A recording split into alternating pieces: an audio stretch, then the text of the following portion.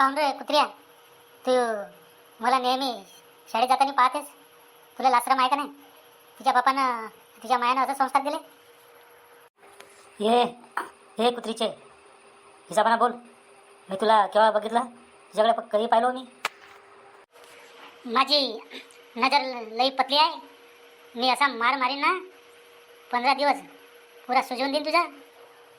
हे का बोलतेस? का सुजवशील माझा? हां, जास्त शहाणपण करू नको. जा शाळेत.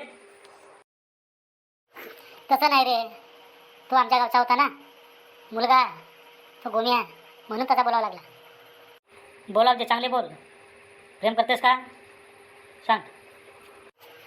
एका प्रश्नाचे उत्तर दे.